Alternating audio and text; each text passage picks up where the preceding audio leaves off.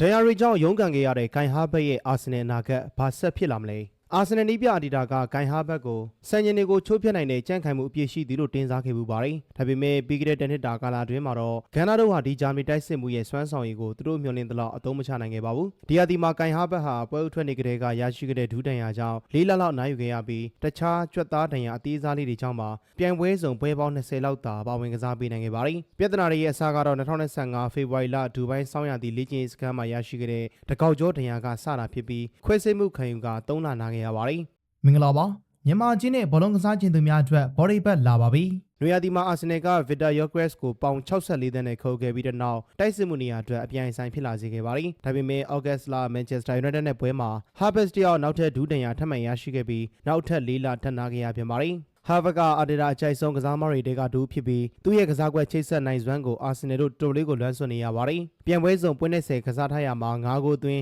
4ဂိုးဖန်တီးထားနိုင်တဲ့သူ့ရဲ့မှတ်တမ်းကသူသာမပါရင်အာဆင်နယ်တိုက်စစ်ဘယ်လောက်ထိခိုက်တယ်လဲဆိုတာကိုပြသနေပါတယ်။ယော့ဂရက်ရှိနေပြီမဲ့ထိပ်သီးအသင်းတွေနဲ့ကစားတဲ့အခါမှာဂိုင်ဟာဘတ်ရဲ့နေရာယူမှုနဲ့ကြိုးစားအထောက်မှုမျိုးကိုအာဆင်နယ်တိုက်စစ်မှာမတွေ့ရပါဘူး။ဂိုင်ဟာဘတ်ရဲ့စာချုပ်က2028ခုနှစ်ထိကျန်ရှိနေသေးပြီးလာမယ့်နွေရာသီဆိုရင်စာချုပ်သက်တမ်းက2နှစ်ပဲကြာမှာတော့တယ်။မူလာကစာချုပ်သစ်ကိစ္စဆွေးနွေးဖို့ရှိခဲ့ပေမဲ့ဒဏ်ရာပြဿနာတွေနဲ့ယော့ဂရက်ရဲ့ခြေစွမ်းတွေကြောင့်ဒီအစီအစဉ်ကိုဆိုင်းငံ့ထားရပါတယ်။ဒါ့အပြင်အာဆင်နယ်ကအက်တလက်တီကိုမက်ဒရစ်အသင်းရဲ့တိုက်စစ်မှုဂျူလီယန်အဲဗာရက်စ်ကိုခေါ်ယူဖို့စိတ်ဝင်စားနေတယ်လို့သတင်းတွေကလည်းထွက်ပေါ်နေပါတယ်။အာဒီတာကတော့လက်တလုံးမှာဂိုင်ဟာဘတ်ရဲ့ကြံ့ခိုင်မှုအမြန်ဆုံးပြေးဝလာဖို့နဲ့ချန်ပီယံလိဒုတိယကြော့မှာပါဝင်နိုင်ဖို့ကိုပဲအာရုံစိုက်ထားတယ်လို့ဆိုပါတယ်။ဒဏ်ရာရီဂျာကရုန်းကန်နေရတဲ့ဂိုင်ဟာဘတ်တယောက်အာဆင်နယ်မှာဘလို့နာဂန်မျိုးပိုင်ဆိုင်လာမလဲဆိုတာကတော့ဆက်လက်စောင့်ကြည့်ရမှာပဲဖြစ်ပါတယ်။